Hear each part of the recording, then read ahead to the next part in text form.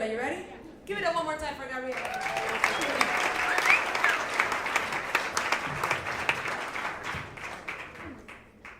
So this is a story about the most embarrassing thing that I ever did for money.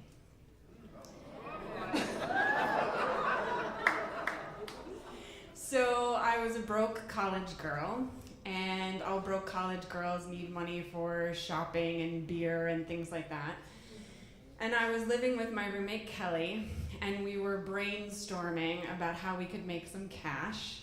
And the local retail jobs, they paid like $5 an hour or something like that. It just wasn't doable. So we turned to Craigslist to find an opportunity. And we're cruising through the gigs section of Craigslist.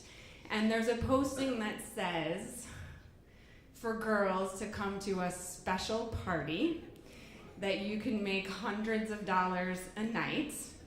And there's a name John and a phone number.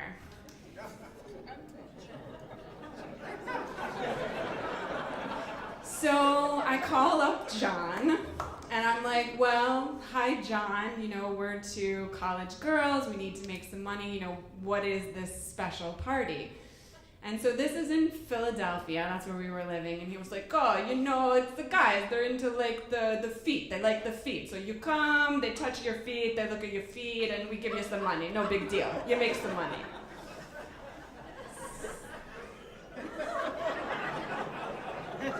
So he gives us the address of where we're supposed to go that weekend to meet the guys who like the feet.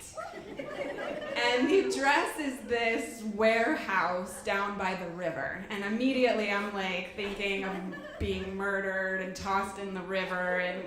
But my girlfriend Kelly, she's super desperate. She's like, no, we're doing it. Come on, we're going. So we get in the taxi, we go down to this warehouse.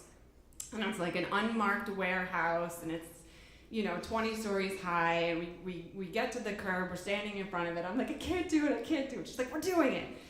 So we get in the elevator, and it's like one of those industrial elevators with like the accordion doors, and we get in, and it's going up about a half a dozen floors, and I'm like shaking and freaking out, and we're going up the elevator, and it opens up, and it's like this man den. It's like leather couches and bad Christmas decorations and like TV with sports on and just like this like bad strip club scene, right? And there's these big bouncers at the door, and John is there to greet us, the guy that I had called. And he's like, it's no big deal, you go with the guy on the couch, he gives you $20 for 10 minutes, he touches your feet, it's no big deal, right?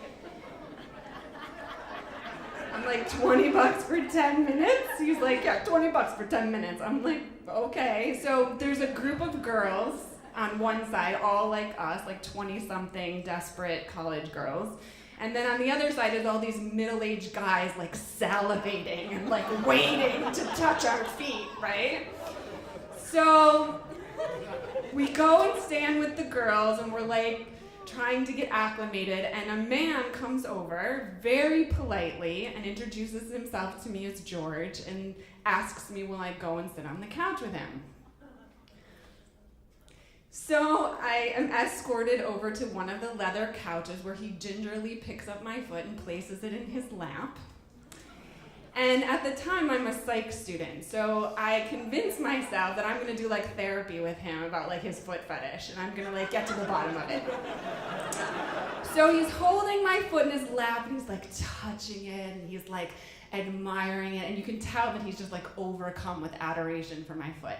So I started asking about his childhood, and what was it like growing up? Where did you grow up? And I'm like giving him this like analysis, and he tells me this remarkable story about a teacher that he had around the 4th, 5th grade who had these legs, and she used to sit on the edge of her desk, legs crossed, and her high heel used to dangle from her foot.